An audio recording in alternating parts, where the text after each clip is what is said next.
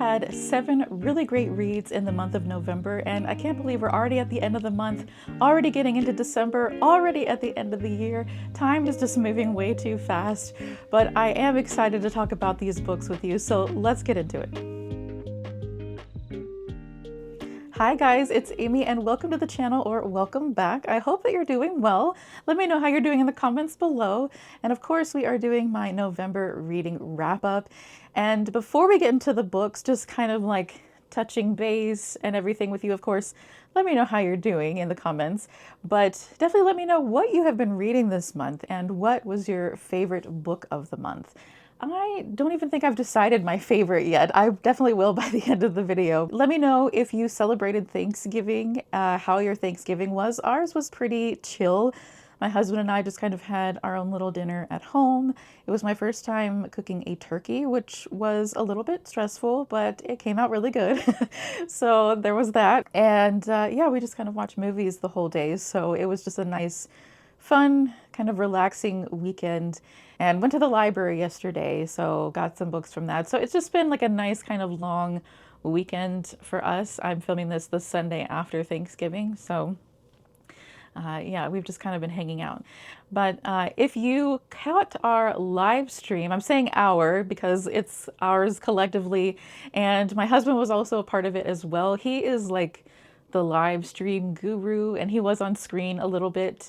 But we were streaming on YouTube and TikTok, and we were just talking all things like wintry books. So if you're wanting winter recommendations, if you're wanting to know what I'm potentially reading this winter, definitely go check out that video, because I probably won't do much other like winter content, just because the month of December is, you know, the end of the year. So we're kind of doing the wrap up for the whole year, like top 10s and misses and then goals for next year and all that kind of stuff. So if you want anything like wintry books, definitely go check out the live stream. But if you were there for the live stream, I am very grateful that you participated and were there and watching and engaging. And if you caught it afterwards, I appreciate that as well. So I feel like it is still going to be relevant through the end of the year, even into like the beginning of 2026, as we're still in the winter season. So definitely check it out for winter recommendations. But okay, all of that now done, let's get into these 7 books that I read. So first up, I'm talking about some DNFs, which I actually like kind of DNF a lot of books, and I don't always talk about it because it's like I'll borrow different things in my Libby app and then I just might not pick them up, which I don't technically think is a DNF. It's just like I'm just kind of putting it aside. I might not have even opened it. But there are times when I will open up a book, I will read some of it, and then I will DNF it. So I've got a few here. There were some other ones, but I feel like I didn't give them like as much of a chance as these. So I'm just going to talk about these. But one of them was actually on my 10 before the end, which was kind of disappointing. And that is The Winter King by C.L. Wilson.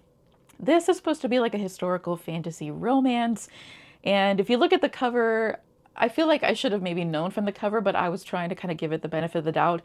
It just is not not as much like plot as I was hoping. Like there is definitely like plot, there's intrigue in there, but it was just hard to kind of look past just the really like overt like sexual tone of the book and everything. But it was not in like a healthy way, in my opinion. I said it was too spicy for me. It was a weirdly toxic relationship between the main male and female characters, and the male character was horrible. I really did not like him, and maybe he has like a redemption arc. You know, there was kind of like he's mean to everybody else, but he's nice to me. He really wasn't even that nice to her. So it was like this.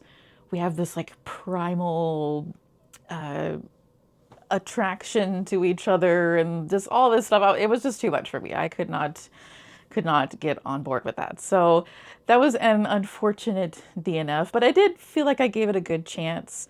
I think I got like 30% through the book. So you know, like that's a solid like chunk of the book, and yeah, it just it wasn't for me. If you like it, that's totally cool. I am not dogging you, not dogging you with any of these books. They just weren't for me or weren't at the right time.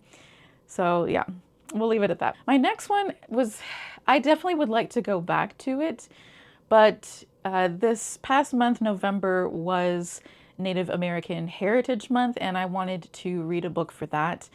And the one I really wanted to read is actually a Pulitzer Prize winner, and that is The Night Watchman by Louise Erdrich. I don't know if I'm pronouncing that right.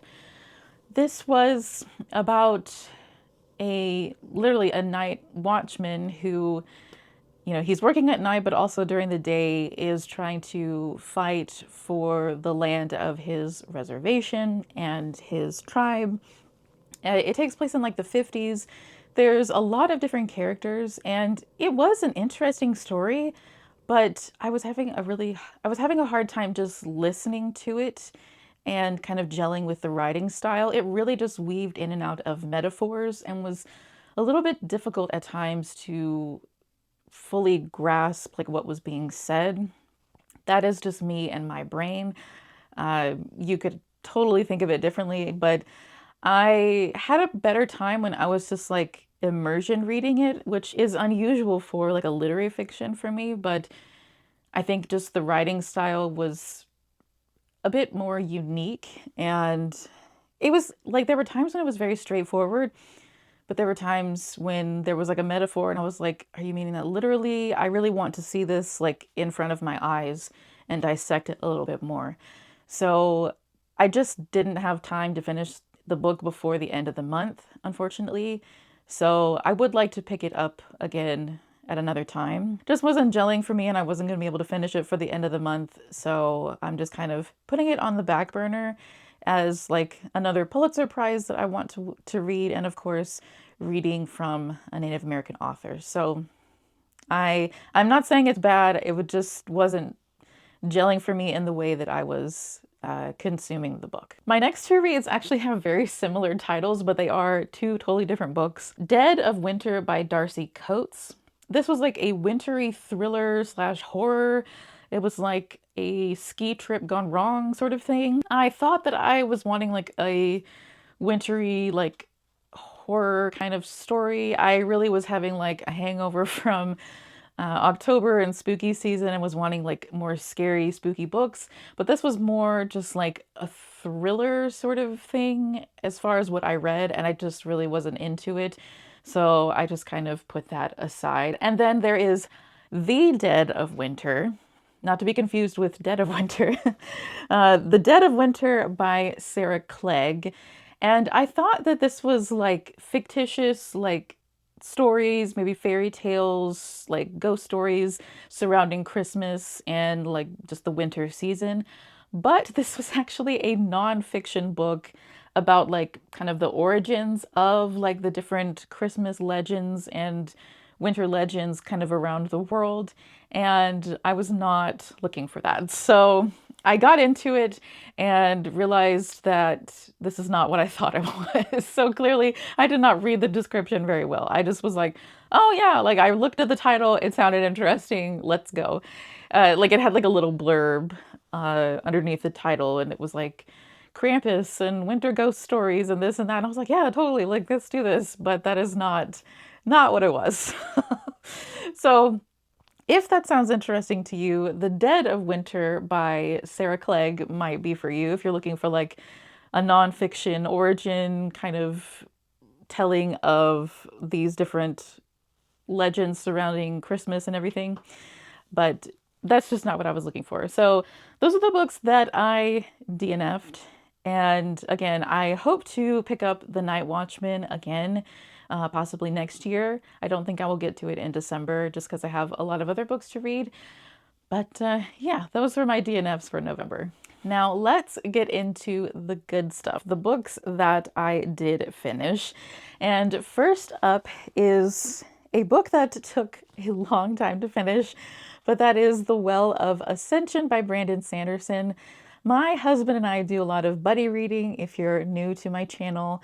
If you're not, then you definitely know that we do. But we started this back in like February and we hadn't finished it. But because we're near the end of the year and we just kind of, we're wanting to prioritize like finishing some books, we finally finished The Well of Ascension. And this was a really solid sequel in the Mistborn trilogy. So this is part of the like first Mistborn trilogy, and I really enjoyed getting back with these characters. You're definitely getting back in and just following like their struggles with like politics and the different like factions that are forming within this empire. And there is just a lot going on in this sequel, but I feel like it was a strong sequel, but I didn't love it as much as the first Mistborn book. So like I said, we got political factions, we've got assassins, we've got weird mysterious prophecies, we've got a deepening of like the lore and the magic in this world. So there are a lot of good elements in here, and I really appreciated the growing complexity of the characters and their relationships with each other, especially like kind of our sort of main romantic relationship that's going on. If you know, you know, but I don't want to give anything away. I feel like it wasn't as strong as the first book of Mistborn, because in the middle, I feel like the politics kind of were dragging and getting a little bit muddy. I feel like it was a lot of back and forth in a way where it was like, okay, this person's gonna do something bad, but then they're not, but then maybe they are. And like, it got muddy for me. So it just was starting to drag a little bit. But by the end, I was very invested, and the end of this book was so climactic and crazy and just opened up so much for the third book that I am super excited to read Hero of Ages. And we actually just borrowed that from the library. I have the first two in like this mass paperback. I need to get the third one. I just really like the art of this iteration, but I again didn't have the third one, so we borrowed that. And thankfully it's like a larger like hardback, because these like mass paperbacks, I don't like bending my spines, so it's like trying to like see into the into the crease of the book and get all the words and everything is not easy. But yeah, I did really enjoy this second book, but again, it just wasn't as strong for me. So, I really like this world. I really enjoy it, and I'm definitely excited to continue with Hero of Ages. My next read is a new release from the month of November, and that is The Everlasting by Alex E. Harrow. This was an incredible book. It wasn't a perfect book, but it was definitely incredible. I gave this 4.5 stars. This is like a time travel fantasy romance, and it just really like spans across time and different eras, but we are in this sort of fictional world. And this definitely is like characters like fighting fate and loss, and how they're just like pulled to parts of different parts of their timelines. I don't want to give anything away, but it is just so fascinating. And it's like how you can use time travel in order to have discourse about how history is portrayed, who is really controlling the narrative of history, and how that is potentially benefiting certain people. And I found that really fascinating. It was done in such an effective way, but it wasn't where it was like the themes and the message were being like, driven into the ground. It was done really well, and the plot was still able to carry and not feel like weighed down by any particular message. It just had this great like steady pacing to it, even though we are like moving back and forth through time. It was just so impressive to me. But we definitely have a lot of themes going on besides just like the discourse of history. We have longing and identity and connection, like the connection between people just woven into this whole like magical narrative. It definitely feels magical and whimsical, otherworldly, but this definitely has a lot of like devastating moments. like your heart is just gonna break like over and over again, but not just to hurt you. It's definitely for the effect of like what this would feel like. You feel what the characters are feeling and going through. And I feel like I'm being really ambiguous about like the plot and everything, but honestly, I went into it pretty blind. I just knew time travel and there's like a lady knight character, and I was like, sold. I that's all I need to know. But basically, you're following this scholar who is studying this like historical figure, this female knight, and how he kind of gets thrown into this sort of time travel adventure. And that is all I'm really going to say about the plot, because otherwise I would give too much away. But you are following this like uh, historian scholar. But again, this was just so well written, so fantastic. The characters are very dynamic and there definitely are complex relationships, but I feel like it is equal parts like hopeful and heartbreaking within these relationship dynamics and just the overarching plot with all the time travel going on. So even though it does break your heart a lot, there is still is a lot of like hope and definitely a positive message in here. So don't feel like you're gonna just be left hanging. I absolutely love time travel. This was definitely like a time bending plot. It was gripping. It had really incredible reveals where like your jaw is just like on the floor. It had beautiful thematic depth, like I said, without feeling like forced with the themes. Now, you're probably wondering why I said this isn't a perfect book, even though I am like raving about it. There were a couple of drawbacks. I feel like my biggest thing was that there were just like these sudden explicit scenes that I feel like just came out of nowhere. I listened to the audiobook, and usually, like, regardless, audiobook or physical, I can kind of tell when something is about to happen and I can skip over that just because that is not something that I like to read.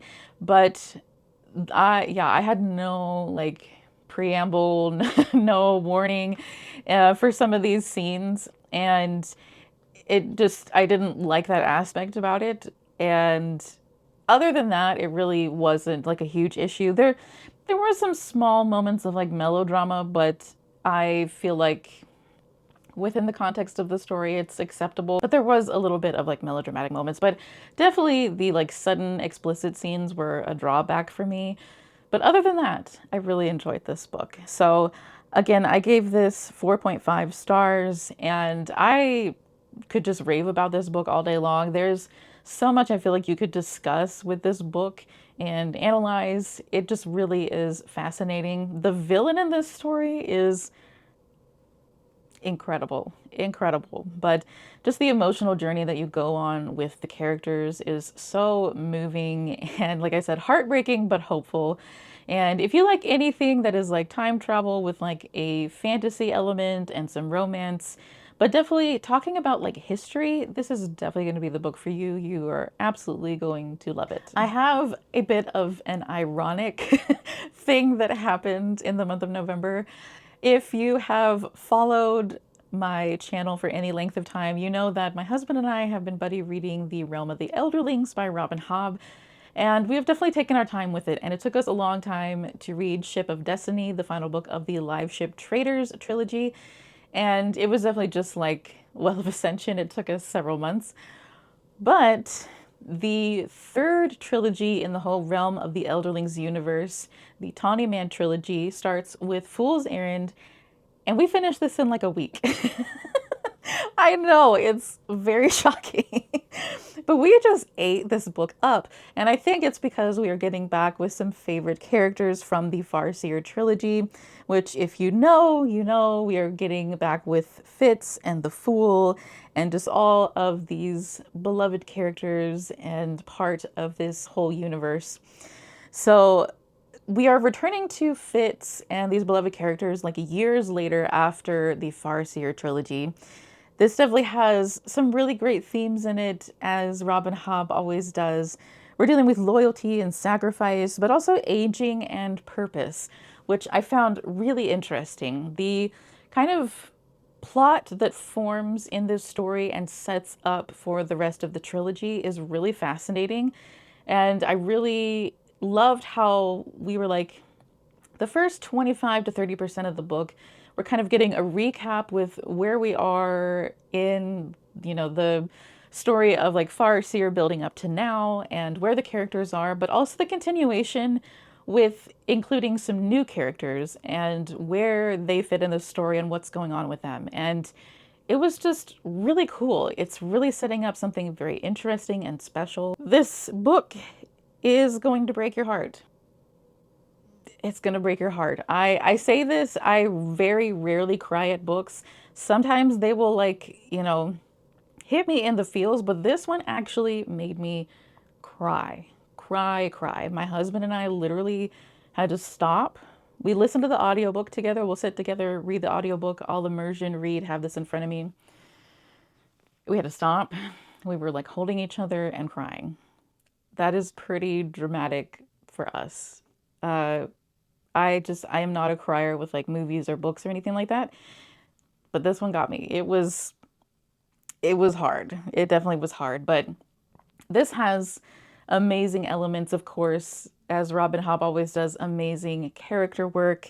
And just, like I said, returning to these characters and then getting the new characters and how well they fit in with the story, I just really, really enjoyed. And of course, as Robin Hobb always does, it's just a really well-balanced story with the action and tension, but also like humor and emotional moments. But this definitely has, like I said, a very hard-hitting emotional moment. So just have the tissues ready, prepare yourself, brace yourself. I don't think anything really fully prepares you for the moment. So if you've read this, you know what I'm talking about. And yeah, it just really sucks. But I am definitely excited to see where the trilogy goes and just how this story kind of plays out. I'm definitely fascinated with the new characters that we have and how like the magic system is affecting them. It's hard when like it's a book that's so much further on in a series. We have Farseer dealing with these same characters, but then Live Ship Traders, we have totally new characters. But then you're coming back to these characters several years later. And, it's like you don't want to give anything away, especially from Farseer trilogy, but it's so worth it. It's so worth the journey. So if you haven't started your Realm of the Elderlings journey, what are you doing? You need to get on it. It is so fantastic. It is absolutely worth the emotional heartbreak you're going to experience, but also the just heartwarming, amazing, like this is like a life-changing kind of series, and I haven't even finished it. So if that doesn't say anything, I don't know what does. If you have any questions about the Realm of the Elderlings, definitely let me know in the comments. But this is like a 16-book universe broken up into multiple series. This is the third series, start of the third series of this universe. That probably sounds really intimidating, but it's really worth just getting to go on the long journey with it. I've been working on it for a couple of years now, just slowly reading it intermixed with other books, other series. So it's not really something that you have to like bog yourself down and read all at once. So don't think of it like that. But I do have a video about the Farseer trilogy. I need to do one about live ships. I've been on the fence whether I should do that or not. But yeah, I'm really excited about the Tawny Man trilogy. After reading Fool's Errand, I needed kind of a palate cleanser, so I read Drinks and Sinkholes by S. Usher Evans. This is a cozy fantasy mystery, so a cozy mystery happening in a fantasy world with fantasy magical elements. And this is the first of a larger cozy fantasy, cozy mystery series. And from what I'm seeing on Goodreads, there are like 10 books in this series, but it is like broken up into like different little trilogies. So like books 1, 2, and 3 are grouped together, 4, 5, and 6. But this first book, we are getting to know our main character, who is an amnesiac innkeeper. This innkeeper in this small town that has amnesia, and how she is trying to like solve this mystery of like sinkholes happening in her small town. And it is funny, it is cute and cozy. It's definitely an easy kind of laid back read. And I really liked the magical elements and kind of the local mystery that was going on. And it just has like this really lighthearted tone. There's a lot of charm to the small town. You definitely get this sense of like community and that everybody knows each other. There's a lot of like sassy and snarky characters. And there definitely is like this overarching story kind of in the background with like our main character who has amnesia, doesn't remember how she got to the small town. There's some interesting stuff going on with like the military of the empire that this small village, small town is in. It definitely feels like the book by the end is drawing you to the next with wanting to know kind of what's happening with the overarching story. So it was really interesting. It didn't really feel like your run-of-the-mill cozy fantasy mystery. And there's cozy mysteries and then there's some that have like fantasy elements. And I really liked the fantasy elements in this one. It was like magic is kind of banned, but then some people can use magic.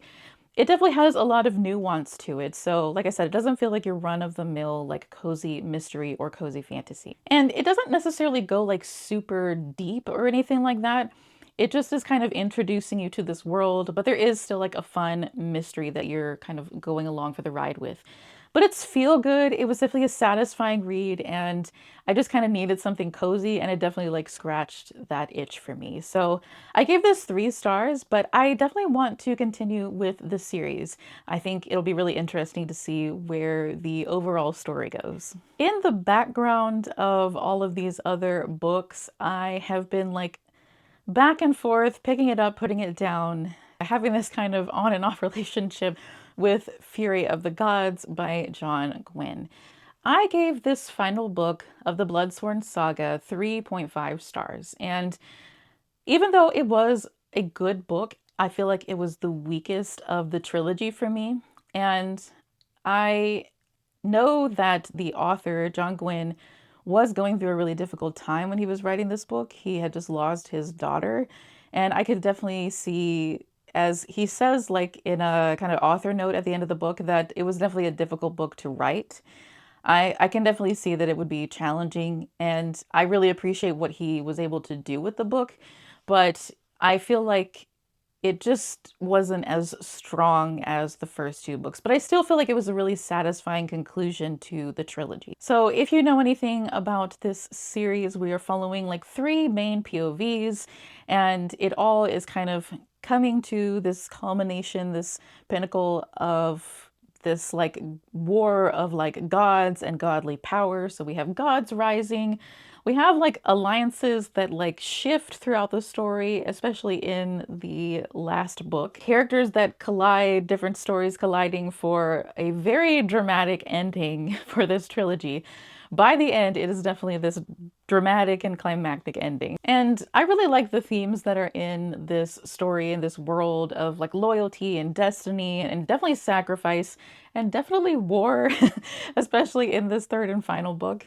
But like I said, it was a very satisfying conclusion, even if it was the weakest of the trilogy. And I think it was weak because there was just a lot of like travel and build-up that I feel like wasn't really a driving force for the story. It was like this slow kind of ping-ponging back and forth between the characters, which I felt like was fine with the first 2 books. It was still like a plot that is character driven. We're making decisions that are shifting the plot. But this one, it felt like we're just kind of along for the ride of the traveling, trying to get to each other and finally get to the final scene that is this ultimate battle. So I just wanted a little bit more going on, I guess. There was still like strong character work and emotional moments that I really appreciated, but it just kind of was dragging for me for a lot of the book. And not in like such a dramatic way where I just didn't want to finish it. It was just making it a little more difficult for me to want to pick it up. I hope I don't sound too harsh about it. I just feel like I didn't have as enjoyable of a reading experience as the first 2 books. But I still really loved like the intertwining storylines of our different characters. We have so many characters in this world.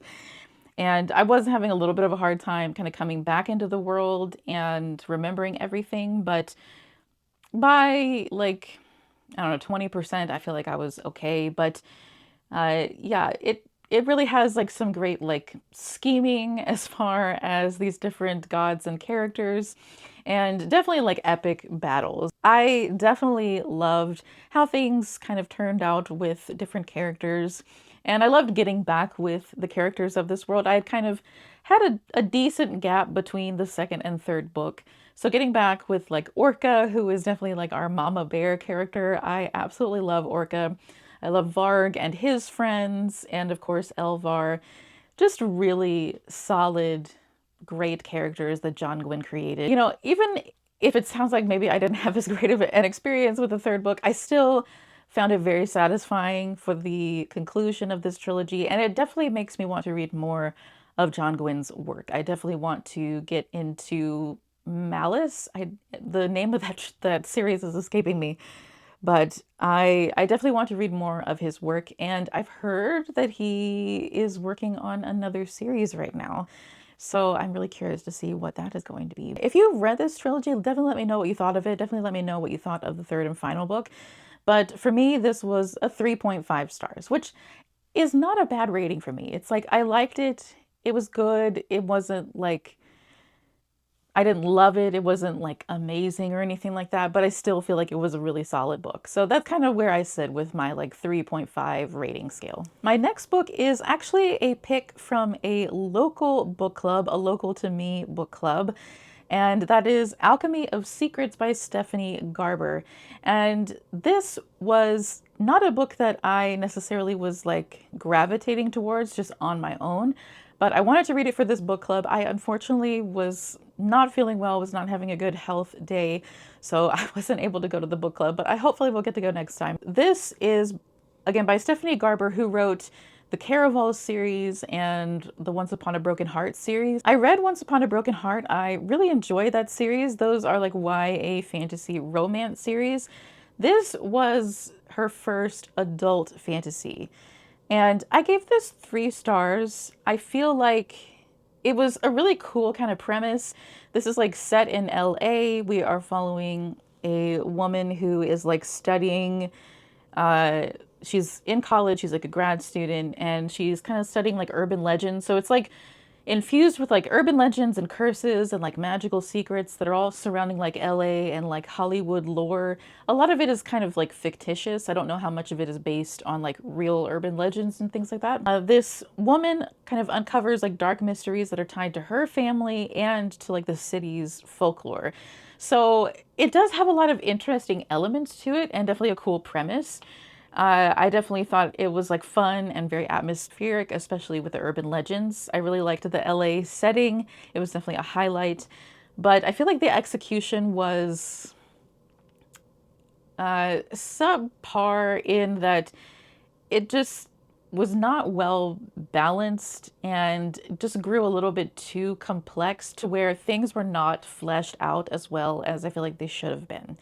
So we kept like adding characters, adding different elements, and it was just going wider rather than going deeper and like grounding all of these things that are going on.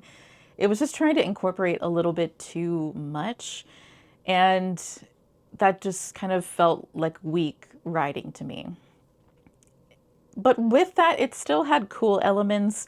It was definitely like fun and entertaining most of the time, but it was just kind of hard to look past that sort of like weaker writing, because I feel like her writing in Once Upon a Broken Heart definitely went deep and was grounded and had great magic to it. I don't know what happened with the writing in this book. I was really actually surprised. It was very imaginative. It was very creative, especially like incorporating these urban legends and how like different characters have all these secrets and things like that. It was definitely cool, but I just, yeah, it just was not fleshed out as well as I would like it to be. But I've heard that this is a series, so maybe the second book will be stronger and maybe explain more. I don't know. But yeah, this was a 3-star for me.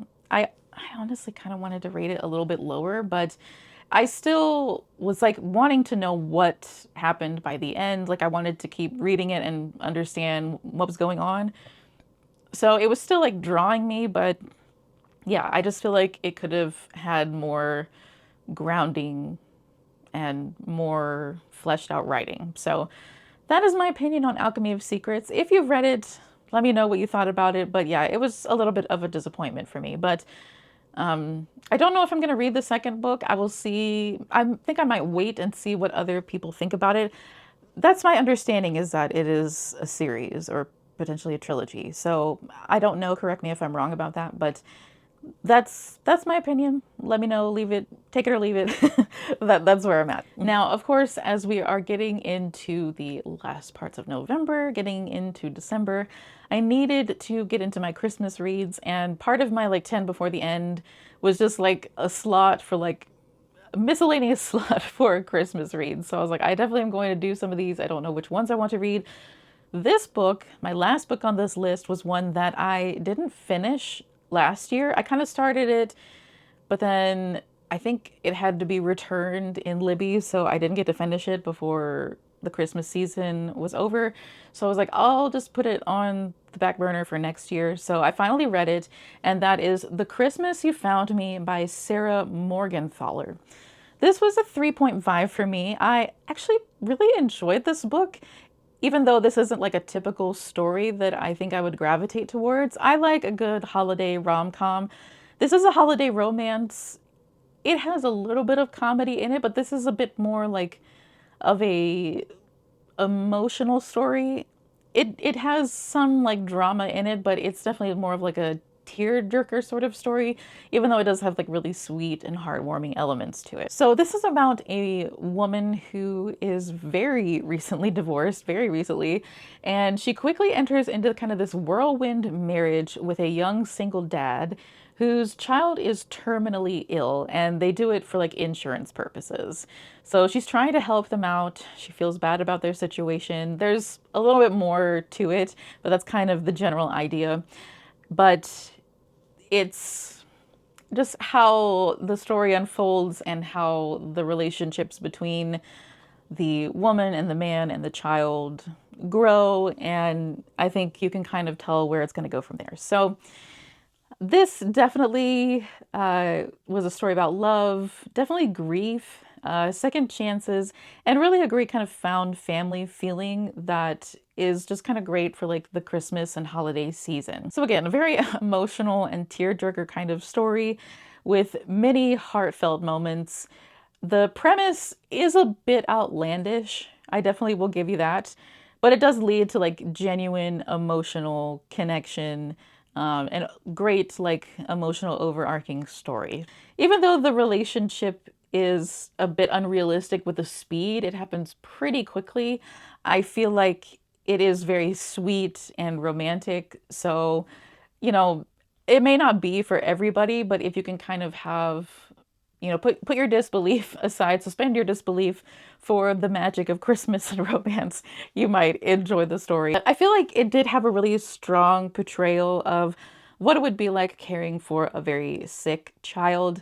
That might not be something that everybody wants to read either. It definitely has some difficult moments to it, but there's just something about the way the characters were written and how they kind of interact with each other that somehow gave it grounding and made it feel genuine and authentic, despite it being this kind of outlandish thing. Like, not many people are going to just up and marry somebody that they kind of just met and they have a terminally ill child, and like, you know, that's just not going to happen every day. So, you know, however you feel about that, I think will determine whether you will like this book. And for me, I would not normally gravitate to that sort of story. But when I started listening to it, I kind of just gave it a chance, started listening to it. I was like, okay, I can kind of get into this. And I'm glad that I read it because I actually really enjoyed it. It was very heartwarming. There were just a lot of really great romantic moments, a lot of sweet moments with the child character. So I don't know, I enjoyed it. But, you know, even though it's sweet and moving, it is slightly sappy at times, but like in a good holiday way. So if you are into those sort of stories, if you just kind of want something that is going to tug on the heartstrings for the Christmas season, then I would recommend. That's kind of what I was wanting. I was wanting something that just kind of hits you in the feels And I'm trying to get into the Christmas season. I feel like I'm having a hard time shifting from season to season. So it's like, okay, Thanksgiving is over, let's get into Christmas. And I feel like this was kind of a little gentle push in that direction for me. So if any of that sounds appealing to you, or if you're having a hard time getting into the Christmas mood, then maybe this book will be for you. But I gave this, again, 3.5 stars. So that's a really solid rating for me as far as like a holiday book or a romance book goes. So yeah, that's how I feel about it. And that is my last book on this list. All right, guys, I hope that you enjoyed this. And I think my favorite book of this month was definitely Fool's Errand. I said at the beginning of the video, I don't know which one's gonna be my favorite, but that one was definitely my favorite. My 5-star for the month, I absolutely loved it. I don't think there's too much thought that needs to go into that. But let me know if you have read any of these and what you thought about them. And definitely let me know what you read in the month of November. What was your favorite book? Let's chat about it. And like I said, I don't know if I'll have any videos necessarily about like what I am reading in the month of December. I'm sure I will have some kind of wrap up for the December, maybe, possibly. But it's like by that time, like my holiday reads or whatever else I'm reading is probably irrelevant. But I have checked off some of my 10 before the end. I read Fury of the Gods, which was on my 10 before the end, The Everlasting, Fool's Errand, and I've crossed off The Winter King, which was on my 10 before the end. So I've got, what, 2, 4, 6 left on my list. A couple of those are new releases. Technically, I have read a Christmas themed book, so I can check that off my list as well. So technically, I have 5. So I'm doing pretty good on my 10 before the end. But again, let me know if you have enjoyed any of these books and all the things that I'm telling you to talk about in the comments. I really like chatting with you guys. I like the dialogue that we have back and forth about books and everything, especially if you've read them, and I like getting your recommendations and all of that. But yeah, that's going to be it for me today. I hope that you have a great start to December. I'm definitely going to be posting videos throughout the month of December. I haven't fully planned out what's going on yet, but I will definitely let you know. But definitely stay up to date in the community tab. If you want any wintry books, go check out my cozy live stream from last week. But I will see you guys later. Bye.